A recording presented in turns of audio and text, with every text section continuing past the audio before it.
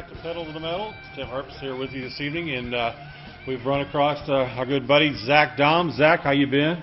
Pretty good. How are you guys? Not too bad, not too bad.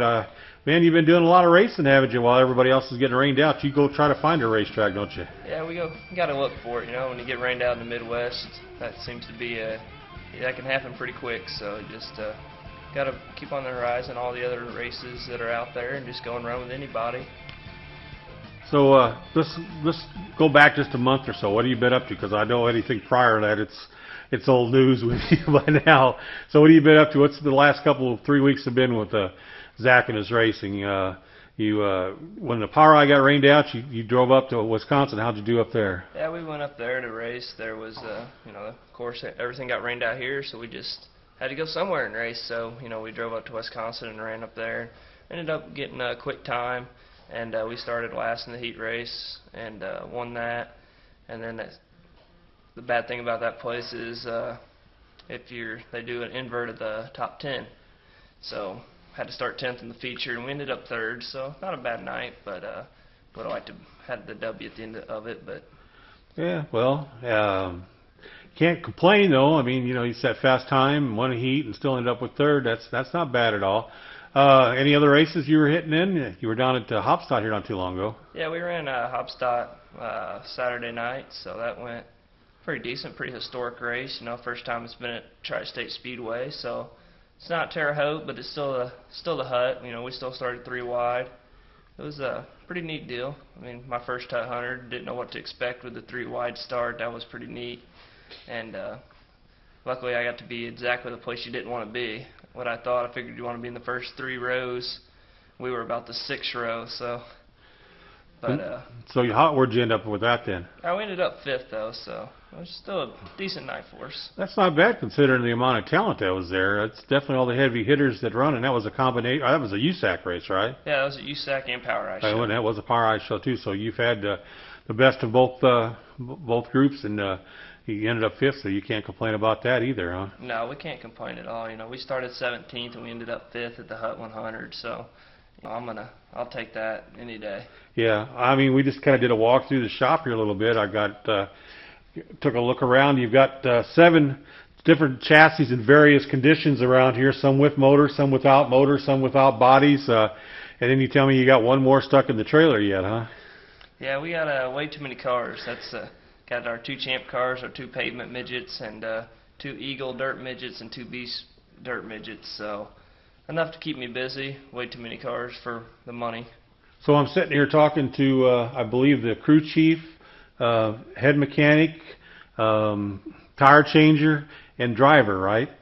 I guess you could say that. You wear all them hats. Yeah. Because every time I come out here, there's nobody else working on any of the cars but you. No, that's we had one guy that started out the year with us for a little while, but he had some family issues and couldn't come back to work, so we only lasted the first Western swing out there, and he's back working for I guess he's working for a drag race team in Indy now. So, but it's not too bad. As long as you stay ahead of the game, you can't get behind with this deal. You get behind, and you're just asking for trouble. You're SOL, right? Yeah. Yeah. So what cars you've been dominating or running with mostly? You've been running the champ cars or the midget cars? I've been running the midgets. We haven't been to champ car races yet. So when's that first champ car race coming up? May 22nd at Iowa Speedway. That's 2 weeks on the pavement then, huh? Yep. You looking forward to that? Yeah, it's just about got the car done for that race, and I'm excited. We started to run well there last year till the driver fell out of the seat. About 80 laps in, about 20 to go. Driver fell out of the seat last year, so we're not going to let that happen this year. You're going to stay on top of the driver then? The crew chief's going to be on the radio and staying after him, are you? Yeah. That was a long race though for you. How many miles was that? It's 100 laps, and that's a 7/8 of a mile, so right at 100 miles. So that's quite a few laps in that car, and then that's concentration staying on the pavement, isn't it? It's not like slinging it in the corner like a dirt car and kind of recouping. When you go into a corner with a pavement car, I know it's got to be quite a bit different. Yeah, it's you can't miss your line with the pavement cars. It's a dirt car. If you miss the bottom, you can kind of hustle a thing to the top, hit the cushion, and drive off. a pavement car is nothing like that. You miss the line on the pavement car. You're gonna be lucky to keep it out of the fence. So I mean, it takes a lot. It takes a lot of concentration to run the pavement. Plus the 100 miles really wears on you mentally. Something I had to learn last year. Never ran many. Always ran just power ice stuff, and they never run any features longer than 25 or 30 laps. So you never had to worry about conserving tires, conserving fuel, and nothing like that. Keeping the car to the end of the race. It was just go out there and run 25 hard laps to the end. And now we get to run the Champ Car races, and now USAC has more, like 100 lap races, like we just ran at Hopstock. They have 50 lappers, and you have a few. We ran like Anderson 100 laps there. It keeps you staying focused for longer periods of time, I could say. Well, that's usually what big league racing's all about. It's the longer shows and stuff. I mean, look at the Winston Cup and IndyCar and all that kind of stuff. You race anywhere from 250 to 500 miles. So, when you move up like you have out of the one series up into the next series, yeah, you're going to be racing more longer distances and stuff. And it's just something I guess you're just going to have to learn. I mean, you're only in your sophomore season and all this, so you can't really complain too much, can you? No, I don't think so. We're just got to learn every day. There's nothing. The day you stop learning, it's the day they throw dirt on you. So there you go. Take that big ride out to the Marble Orchard, right? Yep. So I just told a guy a while ago. He thought that was pretty cool. Hey, so what else you got going for you the rest of the season? Coming up here the next couple of weeks. Where are you going? I mean, you got 2 weeks. You got to go up to Iowa again, run the pavement car with the champ car on the pavement.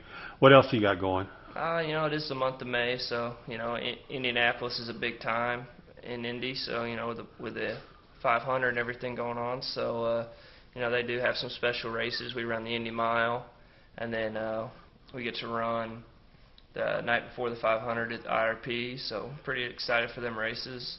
And then I might run the Belleville race on the 30th, right after all that, the day before, I guess the 30th of May. So Big Belleville or Little Belleville? Little Belleville. They got a Sunday race there. So with the Power Eye series. Yeah.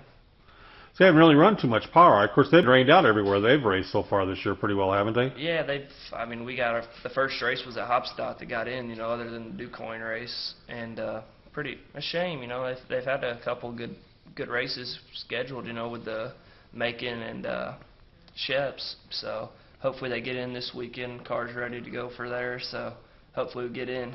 So where are you heading to this weekend then? I'm going to run Macon Saturday night and Sheps on Sunday. With the midget down, yeah. Right?